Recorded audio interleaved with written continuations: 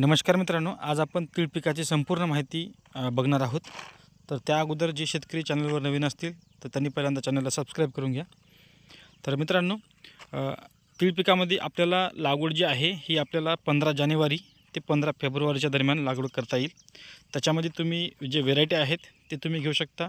दिनकर कंपनीचा पारस 2 किंवा दप्तरी 33 किंवा वेस्टर्न 11 या तीनपैकी एक तुम्ही व्हेरायटी उन्हाळी तीळ म्हणून लागवड करू शकता। आणि याची पेरणी जी आहे ती तुम्हाला करायची आहे 18 इंचाने आणि एकरी बियाणे वापरायचं आहे तुम्हाला 2 ते 2.5 किलो याप्रमाणे। जमिनीची मशागत तुम्हाला वखरपाळी किंवा रोटावेटर करून तुम्हाला पेरणी करायची आहे। पेरणी जास्त खोलवर होणार नाही याची विशेष काळजी तुम्हाला त्या ठिकाणी घ्यावी लागेल।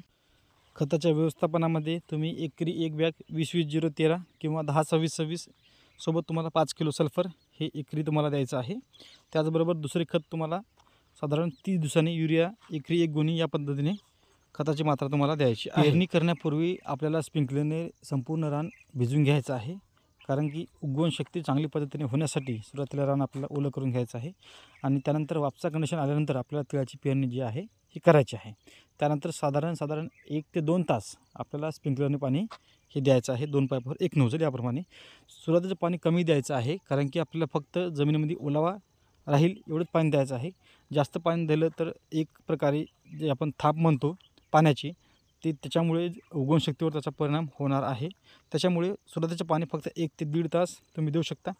त्यानंतर दुसरं पाणी साधारण तुम्हाला 6 ते 7 दिवसांनी लगेच द्यायचं आहे, कारण की तुम्हाला सुरुवातीची अवस्था जी राहते ते उगवण शक्तीची, त्याच्यामध्ये तुम्हाला उगवण शक्ती चांगल्या पद्धतीने होण्यासाठी सुरुवातीचे पाणी थोडेसे लवकर परंतु साधारण 1 ते 1.5 तासाचे पाणी तुम्हाला द्यावं लागेल।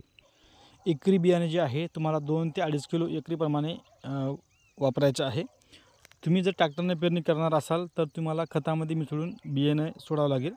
जर तुम्ही बैलाच्या सहाय्याने पेरणी करणार असाल तर साधारण तुम्हाला अर्धा लिटरच्या बॉटलमध्ये तुम्हाला तिळाचं बियाणे भरायचं आहे आणि त्या बॉटलला तुम्ही छद्र पाडायचे आहे आणि ते छद्रामधून तुम्हाला सरत्यामधून किंवा मोघ्यामधून तुम्हाला ते झटकून त्या पद्धतीने तुम्ही पेरणी करू शकता, म्हणजे तुमच्या उगवण शक्तीवर कसल्याही प्रकारचा परिणाम त्या ठिकाणी होणार नाही। या पद्धतीने तुम्हाला तिळाची पेरणी जी आहे ही करायची आहे। उन्हाळी पिकामध्ये तीळ पीक सर्वात बेस्ट पर्याय आहे, कारण की याला जंगली जनावर खात नाही, त्याचबरोबर गावठी जे जनावर आहेत ढोरं वगैरे याला खात नाही, त्याच्यामुळे याची विशेष काळजी अशी घेण्याची गरज पडत नाही।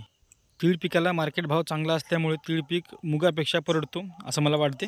आणि याला पाण्याच्या पाळ्या जे आहे साधारण तुम्हाला 5 ते 6 पाण्याच्या पाळ्या हे द्यावं लागेल। साधारण कालावधी जे आहे 90 ते 95 दिवसाचा कालावधी तीळ पिकाचा राहतो। तीळ पिकामध्ये तण नियंत्रण सर्वात महत्त्वाचं असते, तर तण नियंत्रणासाठी तुम्ही खुरपणी करू शकता किंवा मग डवरणी कोळपणी वगैरे हे मजुराच्या सहाय्याने किंवा मग बैलाच्या सहाय्याने तुम्ही करू शकता। जे शेतकरी तिळाची पेरणी करणार आहेत त्यांनी खास करून चॅनल सबस्क्राइब करून घ्या, कारण की तिळाची आपण संपूर्ण माहिती तुम्हाला लागवडीपासून तर शेवटपर्यंत संपूर्ण नियोजन आपण तिळाचं जबरदस्त पद्धतीने सांगणार आहोत। म्हणून चॅनल सबस्क्राइब करून घ्या, कारण की दर 5 ते 6 दिवसाला आपले तिळाचे व्हिडिओ येत राहतील चॅनलवर, म्हणून चॅनल सबस्क्राइब नक्की करून घ्या। यावर्षी आपण साधारण 1 एकर तीळ पेरणी करणार आहे, कारण की यावर्षी पाण्याचं थोडंसं शॉर्टेज असल्यामुळे फक्त 1 एकर आपला उन्हाळी तीळ असणार आहे। त्याच्यामध्ये आपण गोफण्या तीळ जे आपल्या घरचं बियाणं आहे स्वतःचं, त्याचे आपण 1 एकरवर पेरणी ही करणार आहे ट्रॅक्टरच्या सहाय्याने। तर संपूर्ण नियोजन त्याचं आपलं वेळोवेळी राहणार आहे। जे शेतकरी आपल्या पद्धतीने तीळ पिकाचं व्यवस्थापन करतील त्यांना आपण संपूर्ण माहिती आपण आपल्या यूट्यूबच्या माध्यमातून सांगणार आहोत।